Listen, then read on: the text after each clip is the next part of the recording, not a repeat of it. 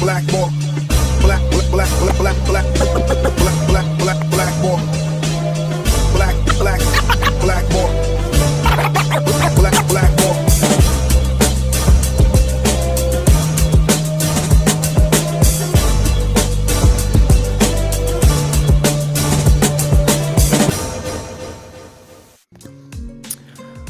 What is up, everybody? My name is James D. Fiore, and this is Blackballed.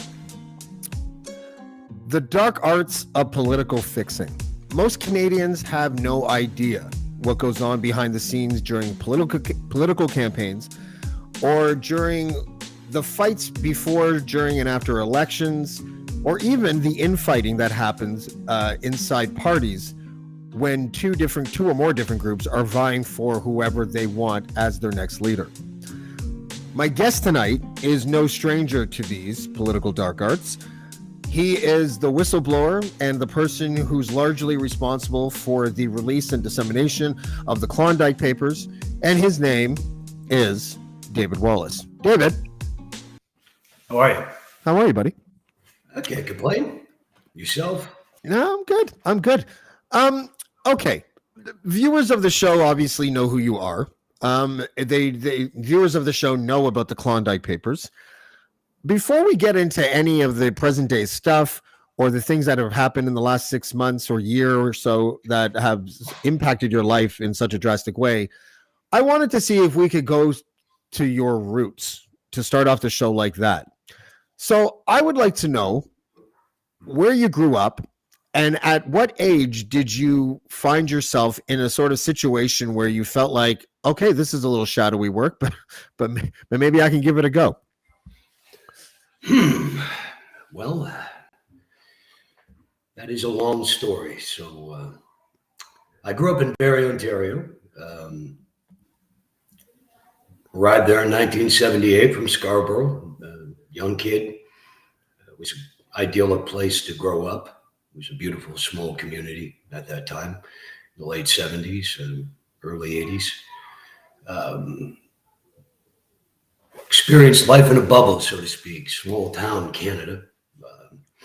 Happy, like every other kid, played sports, baseball, hockey, boxing, things of that nature. Had a great time. Was involved in a rather serious motor vehicle accident when I was 18 years old.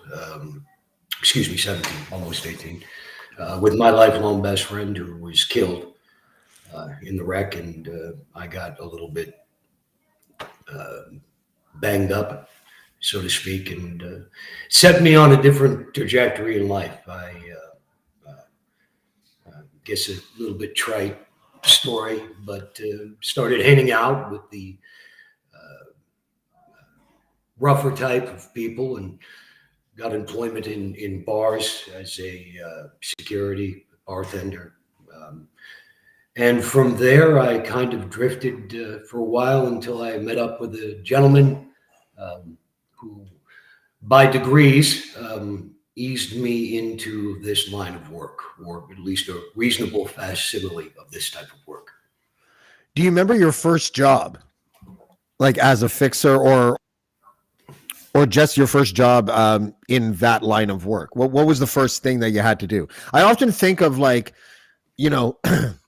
Henry Hill in Goodfellas, making running numbers, Well,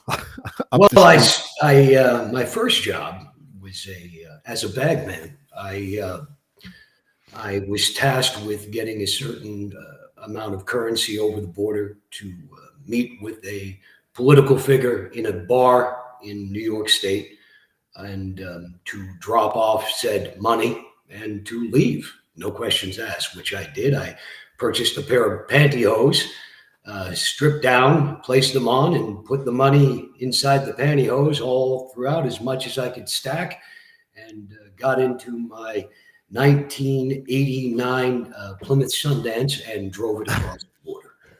Wow. What year was that? 1989. Oh, a new car. Well, you were doing pretty good. Brand new car, yeah. Yeah, they didn't really check. The border security wasn't really tight back then. Like, You could have brought No, over no, like, not that. And of course, I was clean cut, Letterman's jacket, short hair, the whole 9 yards. So, you have something in common with a guest I had on the show last week, Reality Winner, who was also a whistleblower, who leaked classified information when she was an NSA translator to the Intercept, and she did so by printing out the documents at the NSA's office and smuggling them out in her pantyhose. So, well, tried and true methods. They worked. Unfortunately, with the advent of technology, it's just not as much fun. Yeah. Okay. So you were what, in your early 20s or something back then? No, I was an 18-year-old boy. Okay. And so then take us through your 20s, I guess. Like, was it consistent work? Or did you have a day job? Was the day job cover? Like, we're trying to just find the origin story. You're like Wolverine. Okay. And we're trying to find the origin story of Wolverine now. You have his hair. Highly breakable. So, yeah. Hopefully I don't have to go through those ordeals, but the origin. Well, yes, to answer the question, yes to both. I had regular jobs for periods of time, and then I would drop off the map for longer periods of time. So my 20s were where I made my bone, so to speak. And a wonderful thing happened in the late 80s. The Berlin Wall fell, and it opened up a variety of interesting employment opportunities with some friendly gentlemen who made money very quickly over in that part of the world. Is friendly sarcastic? Yes. Okay. Highly. Okay. Okay. So, and then you spent how many years? You were in Russia for a number of years, weren't you? Yeah, a number of years. I traveled under a few different names back when that was still possible. 9/11 was a horrible, horrible, horrible time in my business. They really picked up their game. So it was harder to get in and out of the country. But the vast majority of the early to mid 90s were spent in the former Soviet Union. Okay. And then, excuse me. And then when you moved back, it was what, 2003? Well, I was back at a variety of times through the 90s. For a while, I tried to live David and whoever else I had to be on parallel tracks. It didn't work out too well. So I would say till 1997, I was almost exclusively spending my working time in Russia. And sporadically, I would say up until 1998, and then balls to the wall for most of 99. I quit. My last trip over was April of 1999. Okay. Now, when we fast forward to, let's fast forward to, actually, no, before we go into today, if you were to make a rough estimate, how many David Wallaces are there in this country operating at any given time? Like, how many? There's what, 300 and I can't remember the exact number. I'm sorry, even though I cover politics, it's like 383 seats or something like that. There's three main parties really. How many fixers are working at any given time during an election? Like, is it just for the main actors, like premiers, mayors, and prime ministers, or are there like MPs that are hiring fixers for their little campaigns as well? Like, how does this all work, and how many are there? Above board, there are a handful of really reputationally good fixers. Again, I've mentioned Warren Kinsella before. With Warren Kinsella, you get everything. You get credibility. You get the journalistic aspect, the political favors, the weight that he can pull, the snarkiness, the artistry. The punk band. The man was talented, still is. I know we've exchanged barbs here and there, but there was nobody better at what he did for a long period of time. And I think he's probably moved on. And the reason that is because politics have moved on. We're now dominated by only two philosophies. You're either ideological or you're identity based. And therein is the rub. There's no middle ground. It's hard for a fixer who's not married to one concept to to put his heart and soul into the job, so to speak.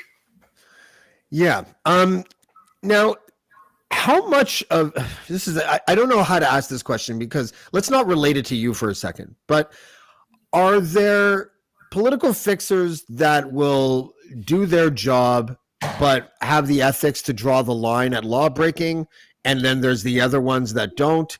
Like, what are we looking at here? Because I think one of the reasons why people find you so fascinating is because if you asked 100 Canadians what a political fixer does, maybe one or two might be able to give you some sort of answer. Neither of those answers will probably be correct, though. So this is a largely unexplored topic for many Canadians. It's something that maybe if someone put a gun to their heads, they'd be like, well, I guess there's people out there that are bagmen, but they don't really have any idea at all how to even articulate what they do, because they don't really know. How much of a part of the political ecosystem are fixers? They used to be ubiquitous. Today, it's become highly specialized in terms of one-on-one work with a candidate. Usually it's teams, comm teams, ideas teams.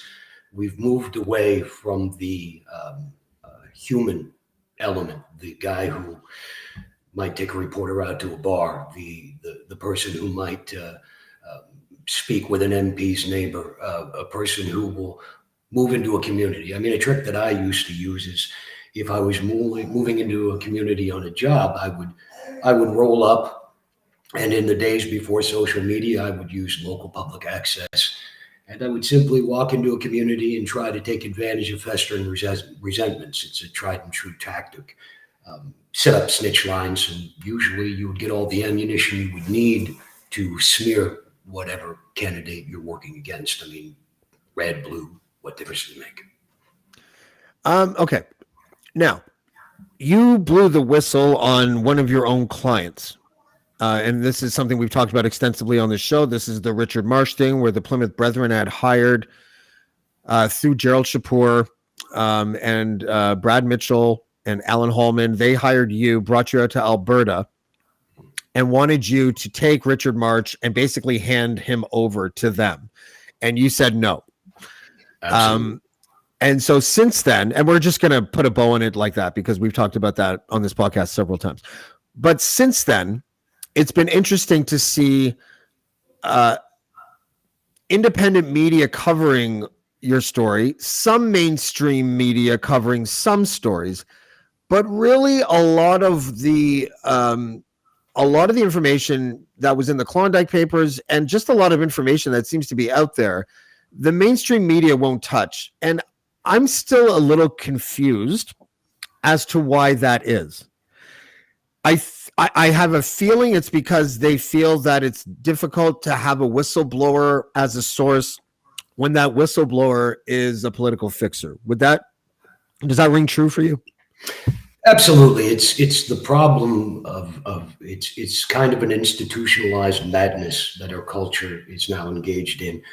Reporters today, I won't say reporters, it's a broad generalization. I'll say that news organizations are no longer about reporting news. Reporters today, as Mark Morey brought up on Dean's show, are literally creative writers who don't get paid. They toe the company line. Those that don't find themselves much like Dean or other individuals who create their own platforms and say, screw it, I'm going to do my own thing, because at least then I can be true to myself ethically with the news that I report. My credibility is always pulled into question. I make no bounds or claims to be a saint. I'm a criminal. Maybe not a criminal currently, but the acts that I have committed, the acts that everyone in politics at the highest levels have committed, are criminal acts. We need to make that very clear. I can be an asshole and a bad guy and still be honest. Now, when I tell you that I'm going to engage myself in a job and I'm going to use every trick in my disposal to get that job to its conclusion, I mean, we're not playing tiddlywinks. I'll use anything it takes. I mean, my employers expect my best effort, which is simply to commit acts which are illegal. There's no way around it. You cannot be a fixer and toe the line. If you do, you're not a fixer. You're a paid PR hack. There's a big difference, and that's the problem that the public. Actually, I won't say the public, because the public has heard all sides, and they've made their own decisions on what's true and what's fiction. Have I lied in the past to accomplish a job? Absolutely. Without that tool, the job would not be able to be accomplished. I would say this: judge my actions and judge my bank balance. The easiest thing in the world to do would have been to hand over Richard Marsh. The reason I didn't is because I am not a bounty hunter, and I am not anxious to be an accomplice to murder. I was lied to. I was given a job, which I accepted under false pretenses. Once I figured out that Mr. Marsh was not a felon, I could have no further part in the job. We kept him safe. And I thought we had an agreement with the other side that everybody would move on with their lives. That's why I moved to Calgary. But it turns out that they brought me to Calgary to squeeze me. How's that working out for you guys? One of those gentlemen that brought you out there is the former Attorney General of Alberta. Yes. And who recently was made the news because, why does his name escape me right now? Jonathan Dennis. Sorry. Dennis. Jonathan Dennis, who was recently back in the news for being secretly recorded for being a racist piece of shit, which is interesting because he was the justice minister at one point as well, right? Absolutely. And it's a prime example of my philosophy. You see, these videos and leaked texts and everything that's coming out, they're nothing to do with me. I'm simply emboldening a community. People who have been bullied, people who have been harassed, people who have been marginalized, and allowing them to realize that they have the power, especially in today's world of social media. You have the tools at your disposal. Finish this man. Get him out of your community. He's bad news. Okay. So now you are no longer a political fixer. You're out in the open. You lifted the curtain on your own game, I guess you would say. And we are looking at a time in Canadian political history where the leader of the Conservative Party was actively wooing basically the conspiracy theorists of our nation to amalgamate and rally around him as a leader. And then we have Doug Ford, who, and I just found this out recently, that a lot of the people who were his donors when he won the leadership were Plymouth Brethren people who worked at Plymouth Brethren companies. I didn't know that before. Everyone was talking about the other candidate who ran in that race, the female. I can't remember her name either. Sorry, guys. It's late for me, and I've had 5 podcasts this week already. So, but she was the sort of like the one that crowned the king, I guess, and she rallied the religious right around Doug Ford, and that's how he basically won on the last ballot where he was declared the winner. Now, with the Emergency Act hearings happening right now, we talked a little bit earlier. I want to get your take on what you think, and this is going to be a major focus. These kinds of speculations, I guess you would say, where you have a new podcast coming up. It's going to be on the Dean Blundell Network. It's called The Fix.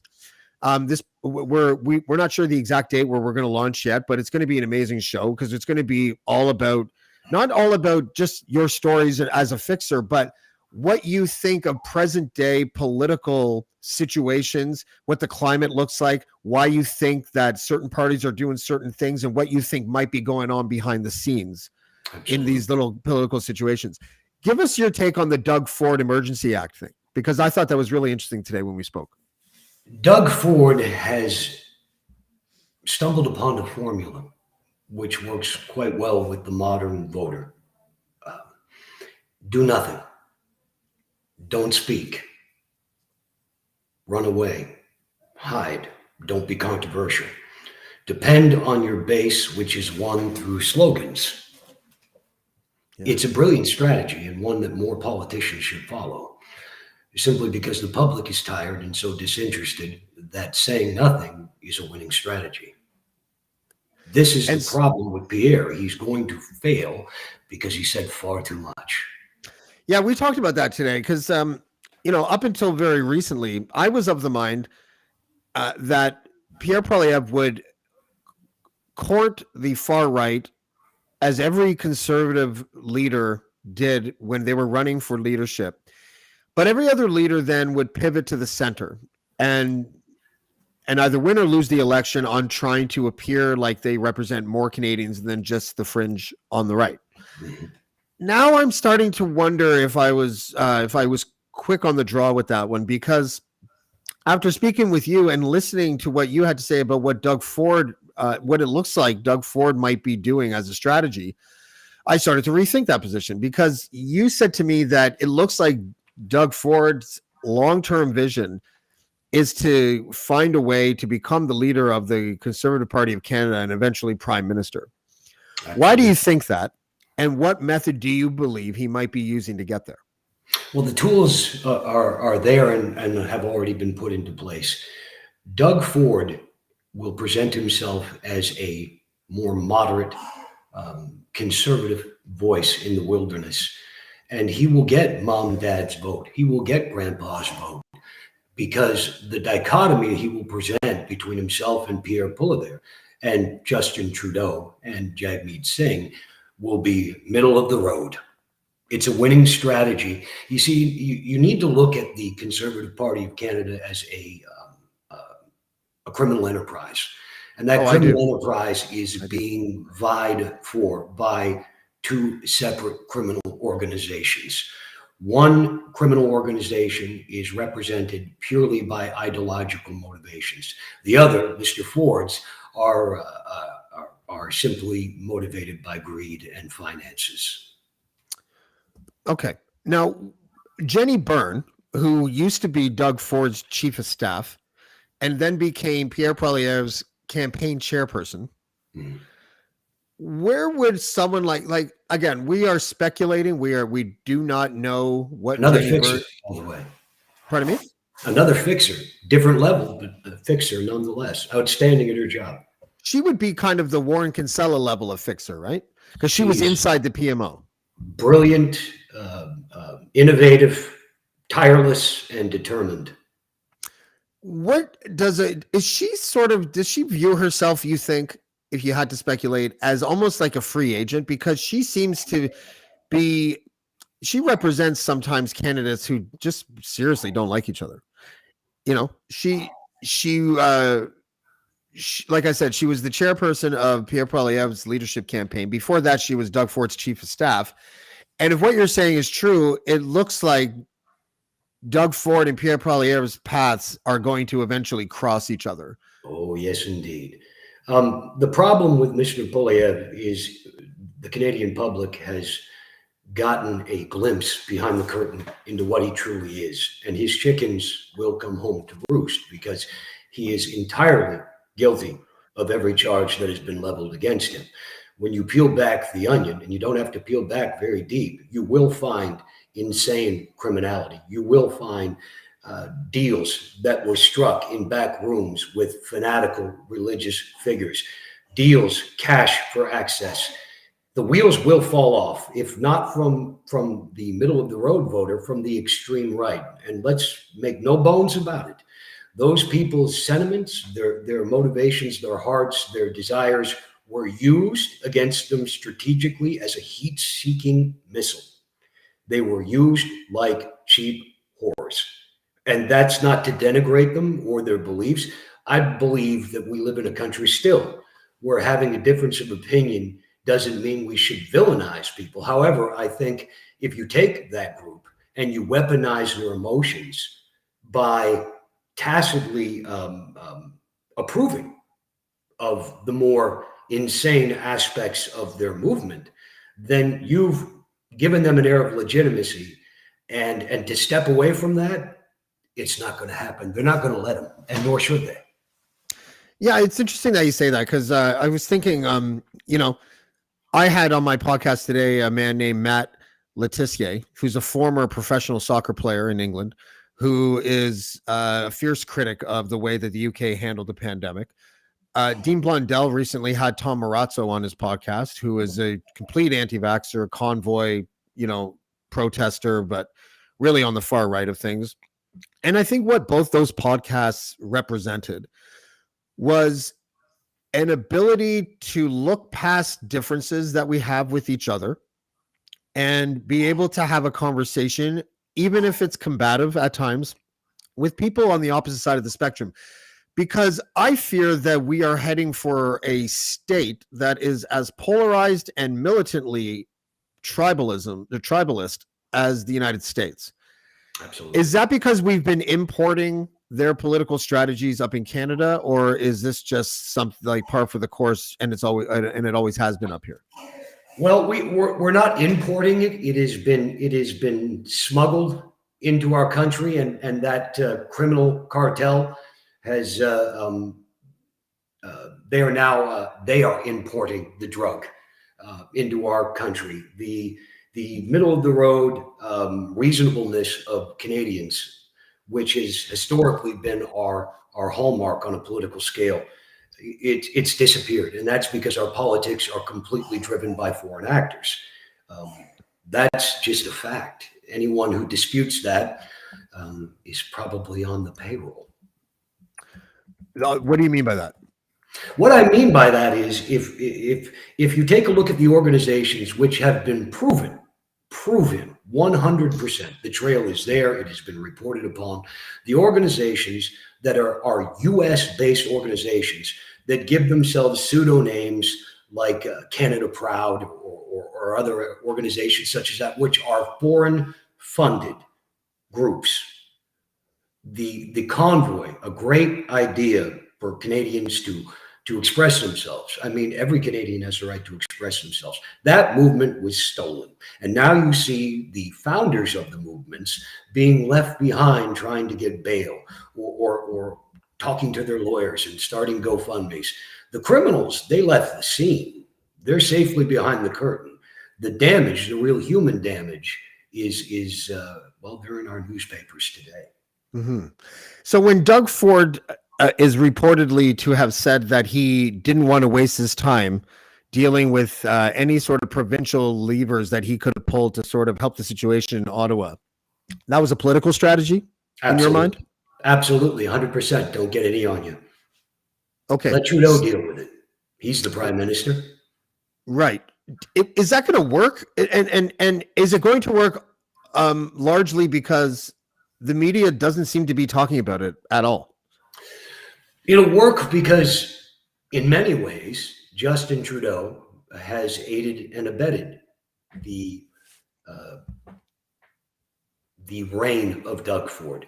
By playing nicely on many levels, it's like your neighbor. You invite him over for a beer, you have him over for a barbecue, but he has a lot of annoying habits and he does a lot of stupid shit, like setting the leaves on fire in the back, and your fence might catch fire. But until you take a stand and say, hey, you can't fuck around in the yard anymore, you can't be doing this and that and still come over and engage in nice grown-up activities, the behavior will continue. And unfortunately, this is what you see when government has run out of ideas, when government has run out of moral high ground. The problem is people say the media is all for Trudeau or they're all for the Conservatives. The problem is the sitting government today is handing out subsidies hand over fist to keep archaic, out-of-date media, legacy media in business. They give them money, so they use the carrot. But legacy media, seeing how unpopular that decision is hedging their bets because the other side is promising them even more. We'll give you more money, more access when we win. So without the hammer, which regulation of content, meaning all content, online, print, without that regulation, you've got a situation where you have outlaws, meaning the media, that play both sides of the street. And there is no way to have partisan politics end until total regulation has been instituted. And again, that goes against every democratic principle. So there's the rub. Yeah. Just to give you an idea sometimes of what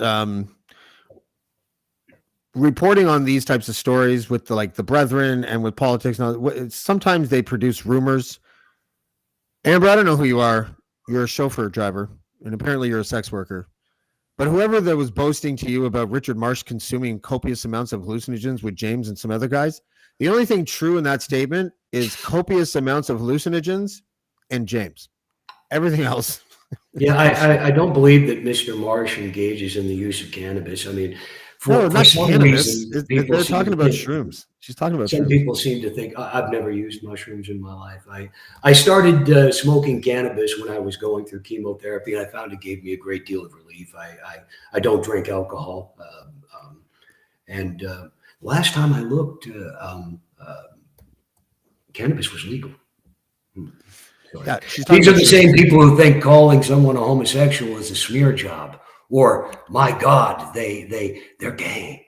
See, this is the type of archaic thinking. She's that talking about has- shrooms. She's not talking about weed. She's talking about mushrooms. No. I mean, just this is the other side in general. It's the problem is when people on both sides of the aisle start throwing up personal insults or attack to try to undermine the message. The message is what's important. The person, Yeah. it's not really important. Is the message true? And when we start concentrating on the message instead of the messenger, then we'll make some headway. I mean, it'll put guys like me out of business, but that's how you have a true and open democracy. Right. Okay. Yeah, I don't know who that person is in the chat, and I think it's kind of funny. Now, that happened to Julian Assange, right? That's the easiest example, right? When WikiLeaks came out and he was doing his reporting, although sometimes he was a little dangerous in the way that he released documents, it all became about him. And I'm sure a political fixer was behind the rape accusations out of Sweden, right? Yeah, because it turns out once you looked under the hood of that case, it was that I think it had something to do with they accused him of breaking the condom that he was using or something like that. Yes. But be that as it may, what do you see your role being now when you start to host a podcast called The Fix, which is going to be coming soon to the Dean Blundell Network? What do you see? What is your responsibility there? Because it's more than just a podcast for you, isn't it? Yeah, I believe that it's.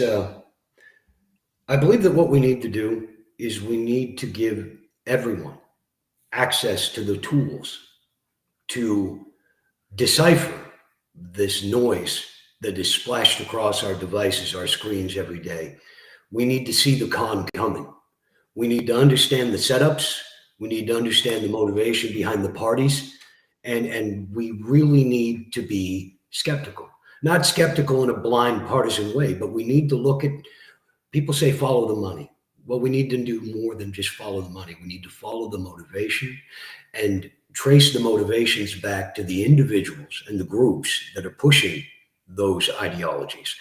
The devil is always in the detail. And if we can educate Canadians, North Americans, to not only what is happening, but why it's happening, I think we'll all be a step ahead. Okay. Now, when we talk about the podcast that you're going to be doing, and we talk about guests and things like that, like you want to make it so that you can talk to people who are also whistleblowers, do you not? Whistleblowers, active figures, people in the background, lawyers. I mean, I'm going to let people say what they have to say. I think there's value, even if the opinion is not your own. If you don't agree, that's the starting point. I think that a lot of times, simply because we're not willing to listen to the other side's opinion, I think a lot of information is lost. And I believe it's going to be an important podcast. I mean, I know the guests that we will bring on will be important guests. They will be people who are involved in this life, people involved in Canadian politics, foreign politics, intelligence officers, industrialists, people of that stature who have socioeconomic investments in political goings on. And I think with this type of information, I think we can all make more informed decisions where we cast our votes. I think some of the stories that you have are funny. Let's talk about a couple of them, because give me the Vinnie Paz story, the Vinnie Pazienza story. Oh, yeah, Vinnie Pazienza, good friend of mine. He's just in case people don't know, he's a former boxing champion. What is he, a welterweight? He started out, he was a lightweight, moved all the way up to super middleweight. He's a 5-time world champion. Famously, he was in a bad car wreck in 1991 and broke his neck. He was in a halo. They told him he'd never walk again and certainly never fight again. And he came back to be a champion again on multiple occasions. They made a movie with Miles Teller about his life called Bleed for This. Martin Scorsese. It was a great film. And so this is some of this is in the Klondike Papers. But who tried to hire him to go and do what? Yes. Brad Mitchell, as a sideline while I was looking for Mr. Marsh. Brad Mitchell is the owner of Klondike Lubricants, or at least he was. He's also the brethren who is considered like basically the mafia capo of Canada, basically. Yeah, there you go. He's the number one ranked brethren in the country, right? That Brad Mitchell. He was having some trouble getting some product. He had ordered sterile gloves during the height of the COVID pandemic that he was going to mark up astronomically and sell to governments through contracts, allegedly. But he was having trouble collecting the product or his money, which he had paid in advance, trusting soul. So he asked if I might be able to help him. I suggested perhaps we could send somebody to Texas. He also had other locations, Florida, New York, certain places.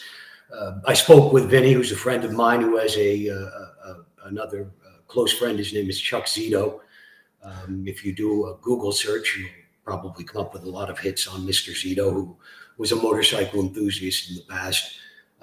We put the parties together, and Mr. Zito and Mr. Pazienza were quite quick to tell Mr. Mitchell what an insane idea it was to try to hire goons and thugs to go collect his money or his goods.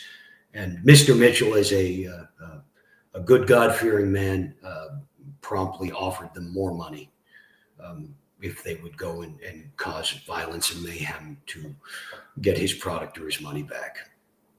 And they basically told him to go fuck himself, right? Yeah, they told him they're not criminals. They suggested that he hired a debt collection agency, probably, or a lawyer. I really think you should go through the proper channels, said Chuck Zito. Yes. So funny. By the way, Chuck Zito, I just looked because I do remember him from Sons of Anarchy. I didn't realize that he was also he was the bouncer in Carlito's Way. Yes. He was in The Rock. He was in True Lies. He was in Homefront.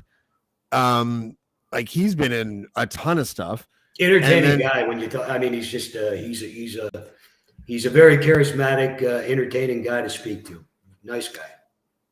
Okay, so you are the subject of a documentary, an upcoming documentary by Canadaland's Jesse Brown, whom I did invite to come on the show, and he has not answered my text. But that's fine. Jesse Brown decided to do a documentary on you when you were still living in Alberta. I believe he flew there to interview you. He did indeed. He's calling the documentary Ratfucker, which I think is an interesting name because it could mean one of three things, or all of three things. Whatever his intent was there. What do you know about what the documentary's focus is, and how do you feel about the title? I'm just curious. Well, to be quite honest, I'm the one who brought it up in the interview. Used it when he asked me what I do. No, I mean, Jesse, I'm sure it'll be a sensationalistic series. Jesse asked some hard-hitting questions and had a lot of research to do. And I understand that during the course of that, he would certainly look for and would have been irresponsible had he not comment from the individuals named. I know that some of the individuals had the misfortune of putting comments on the record, which is great. It's always good when they walk in it themselves. But it's going to be a mixed bag. I'm sure he's going to highlight what is demonstrably provable and bring into question and muddy the waters on that is not, which is his job. It's disruptive media, and it's a story that's open to a lot of interpretations. And I believe he's going to do a good job. I believe it'll be produced well, whichever way the chips fall.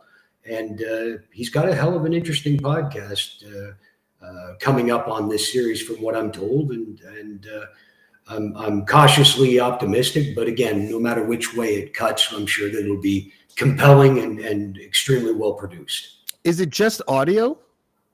It was just audio. I mean, I do have to say that Jesse accompanied me to the offices of Miller Thompson to get comment from Mr. Chapor, and that's the best. Was very polite, took pictures while we were there, and Mr. Chapor was unavailable for comment that day.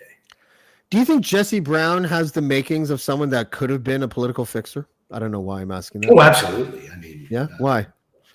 Jesse, he's obviously, no matter which way of the side of the spectrum you may fall, love or hate, there's no denying he's a brilliant human being, a brilliant guy, deep guy, quick on his feet, hell of a thinker, can pull stuff out of thin air. I mean, he's got all the qualifications and skills a fixer would need. Including that one tool you spoke of earlier? I'm just kidding. Absolutely. There you go. No, he's... Look, I give him plenty of credit for having guts to tackle issues that a lot of journalists simply won't touch. Much like yourself. Jesse Brown and I have butt heads in the past. When I was younger, and a freelancer, there was a couple of things that I thought he did that he shouldn't have done. I'm certain there's a few things that he thought I shouldn't have done. We're probably both right about each other, or were at the time. But as I get older, I'm less interested in being combative with people like Jesse Brown. I butt heads like you in the past with Warren Kinsella. I'm not interested in feuding with Warren Kinsella. He did tell me that. I'd love for him to write my book. He's hey, I thought I was writing a book. Well, you're writing a book already on the Plymouth Brethren, my friend. What do you feel about the reporting that we've done with the Plymouth Brethren? Because I haven't been able to see much. It's groundbreaking stuff. It's a hot potato that nobody wanted to touch. I mean, you still see the reluctance of mainstream media, and let's make no bones about it. You broke the ground here. You've done the groundwork. You've done you built the house. Let's put it that way. You've covered this from every possible angle and brought in such compelling voices. You've got a new podcast on the Blundell Network that covers some, let's be honest, some horrifying things. But in airing those things, I think you're going to find a lot of people finding a lot of redemption and healing. And I think it's very important work. And I think that what you're doing will eventually help bring this criminal organization to account. I'm not attacking the religion, and that's very important for the people inside the Plymouth Brethren who are believers, who are trying to live by their principles and their morals. There's nothing wrong with that. In fact, it's laudable and commendable. Unfortunately, it's kind of a microcosm of our political scene. Your leadership has grown corrupt, greedy, and omnipresent in your lives, and it's time that you separate church from state. Because make no mistake about it, Bruce Hales and the Plymouth Brethren leadership, such as Brad Mitchell, Rodney Diplock, and the dark lawyers such as Mr. Chapor who represent them, are a mafia and a criminal enterprise. And they run on human misery and profiteering. And they need to be stamped out like the cockroaches they are. So far, we have here on Blackballed talked about the abuse that some people allegedly suffered. And I'm using the word allegedly because I have to, not because I want to. Allegedly suffered at the hands of the elders from this church. And I am now pivoting into the money. I have someone sent me the database of every single cult-owned company in North America. And I'm going to be spending a stupid amount of time over the next couple weeks cross-referencing every single one of those companies with, say, builders in Ontario. Let's say builders that that have bought plots of land beside the new highway being built, because these are like these companies that they own. They're not builders, but they're tier 2. So builders would hire them to come in and build kitchens, or to do things like that, or to put the roofs on the houses or something like that, right? Like they are the tier 2 guys. But I'm just dying to see what the reaction is going to be when I start going after the money, because even by going after the reputation of individuals inside the Brethren and trying to connect them to politics every single day, like I used to never get text message phishing attempts ever, and now I get my text messages every single day. I get these random text messages from random area codes, and the messages are things like, "It's Helen," and my message back is like, "Fuck you, Helen." Like, I don't know who you are, but I'm pretty sure you have nefarious purposes with why you're texting me. And I'm certain that because I'm going after the money now, and I'm really going after it. I have the list of the companies. I'm basically going to be a telemarketer over the next couple weeks. I'm calling every single company. I'm going to talk to them, and I'm going to start asking them questions, and they're going to, like, in the middle of the conversation, be like, "What the fuck is going on here?" And I'm going to see if I can, rattle a couple cages, but also that cross-referencing, because the billions of dollars that cult-owned companies have made during the pandemic, and the fact that the governments either don't know or don't care about their views on gay people, about their views on women and their place, literally, is astonishing to me. I don't see Scientology being welcomed with open arms at the political table in the United States, because they're a cult, right? I'm trying to now. What would you advise? Like, if I were to hire you as my political fixer, I know you're not in the game anymore. What would you be doing in order to try to lift the curtain on this kind of stuff? Well, I would. The key is you mentioned it. I mean, you would get special interest groups involved. You would take the fact that this group is extremely homophobic, and you would say, "Okay, I've got some tools to work with." So I would make that fact abundantly clear to the most influential LGBTQ plus groups I could find. I would point out the criminal sole sourcing contracts. I would point out the relationships to certain politicians, and I would set it up and give everyone the weapons they need and watch them go, and then let the outraged mob tear them apart. These are 21st century tools that are at our disposal, and they should be used, and they should be used repeatedly. Okay. Just a hint to any groups out there who may be listening about a particular alleged cult who, well, quite honestly, wants you dead. They don't want you to have access to life-saving medications for things such as AIDS, HIV, which you can live a perfectly normal and productive life with. They don't want you to have access to that medication. They want you dead. This church, if you're a woman, they don't want you to be able to choose what you do with your own body. They don't want you to be able to choose what you will do with your vote. So anyone who may be members of any fringe community, you might want to take a close look at groups such as the Plymouth Brethren Christian Church, because these are the organizations that want to eradicate you and your groups from the map, from the face of the earth. And that's their goal. And don't think that they miss a minute's sleep. Okay? They're working 24/7 going after you. You should probably do the same.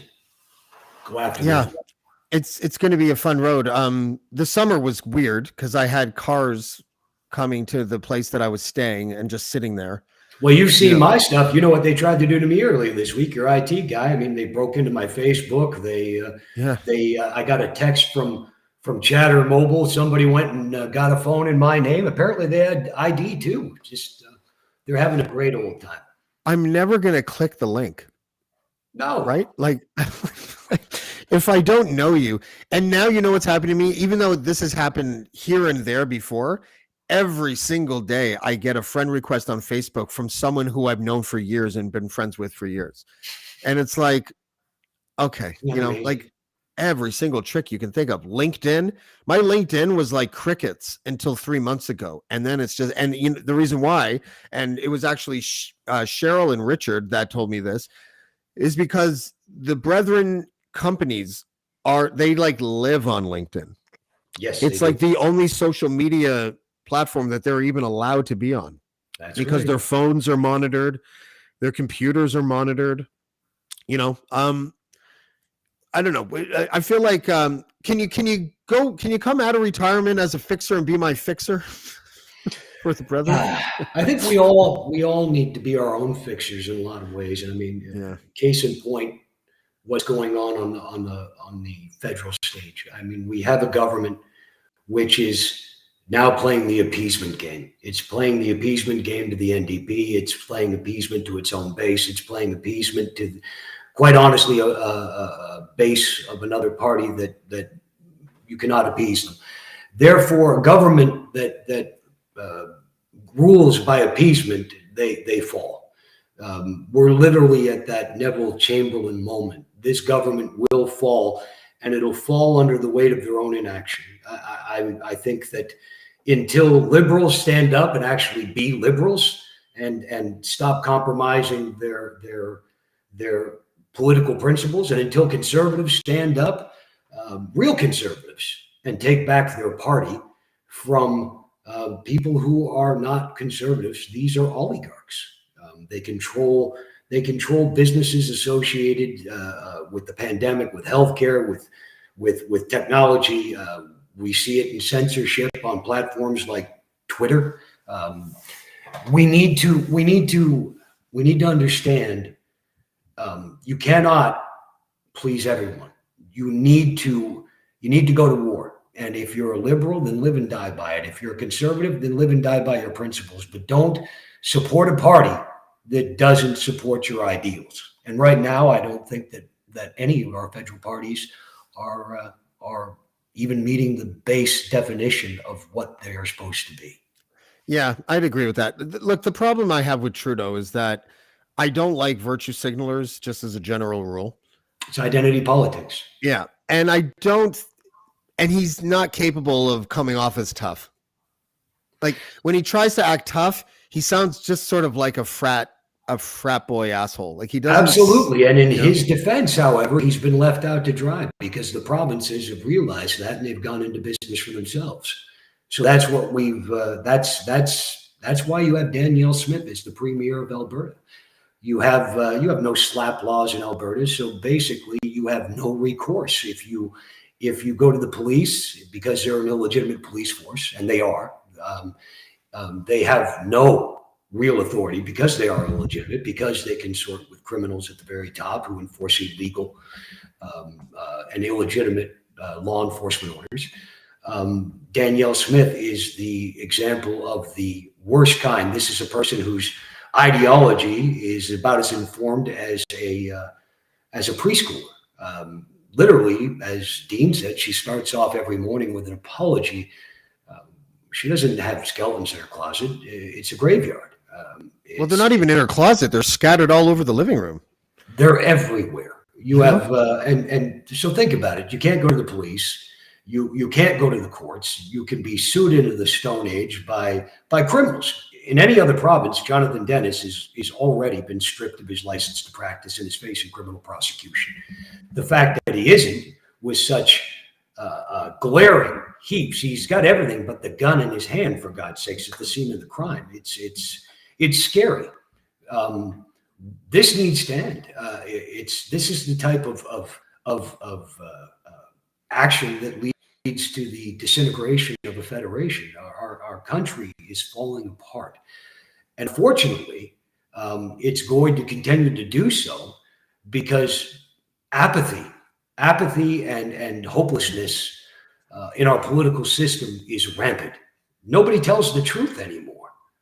You've got to tell the truth and then let the chips fall where they may. And unfortunately, governments now, their main concern is making backdoor deals to keep themselves relevant or in power. Yeah, it's interesting because it's 33% voter turnout in the last election in Ontario. It's a winning strategy.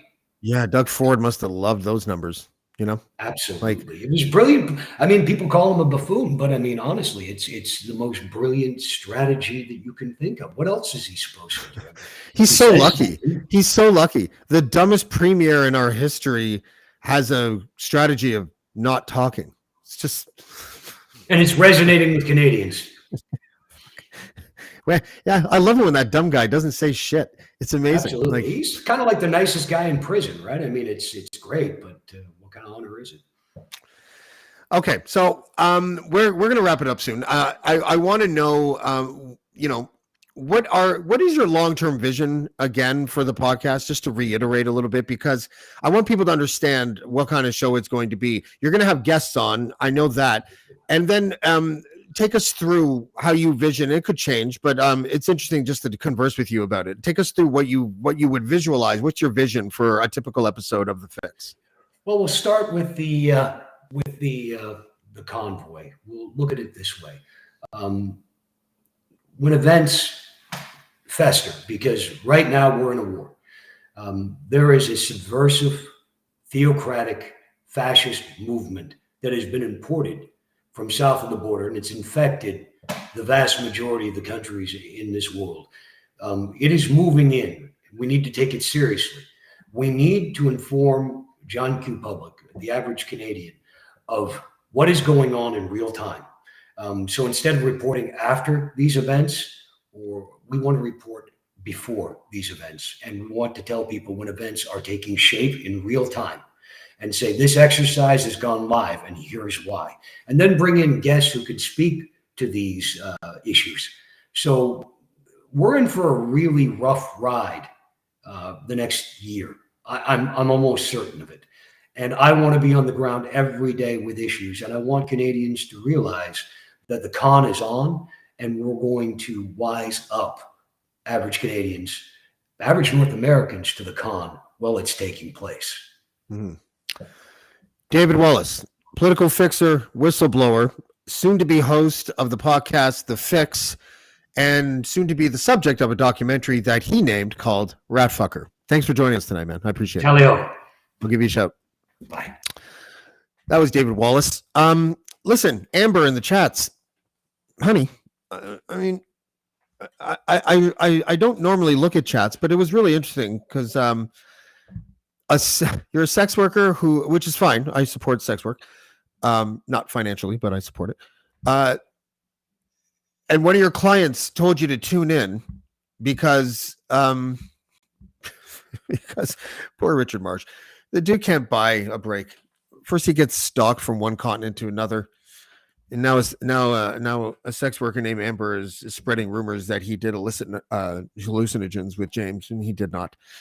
But that's okay. I invited you to click the link.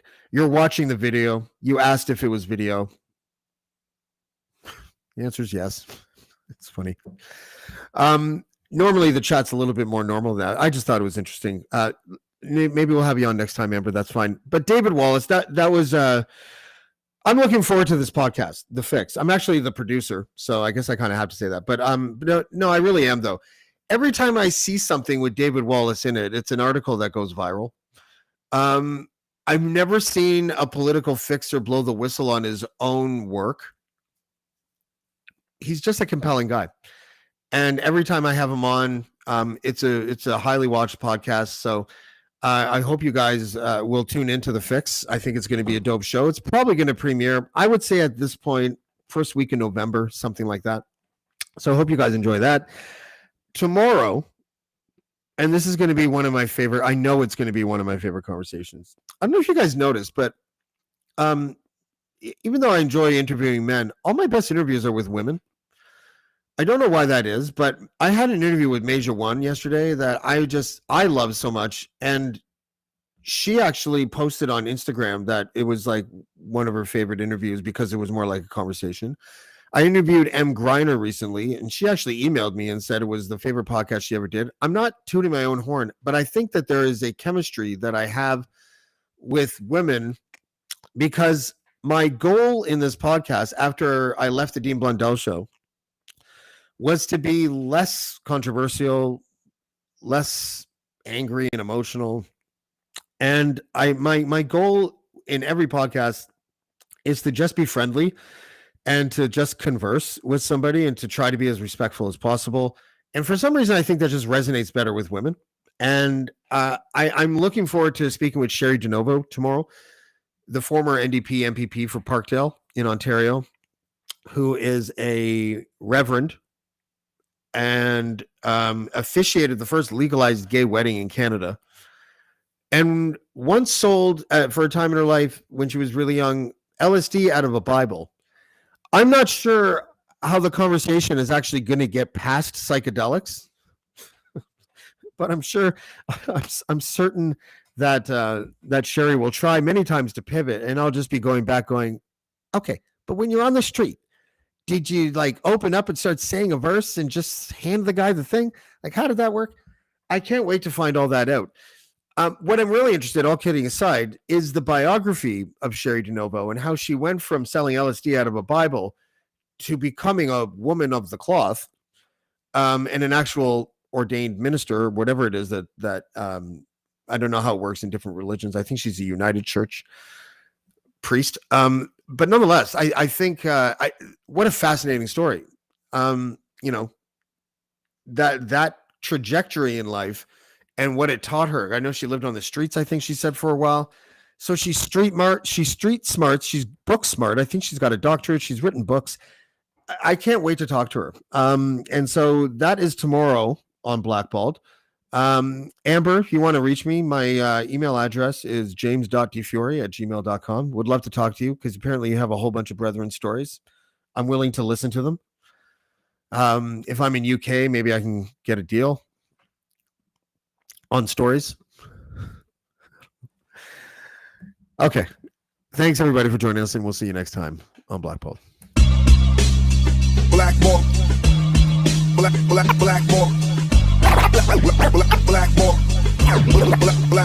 Blackballed.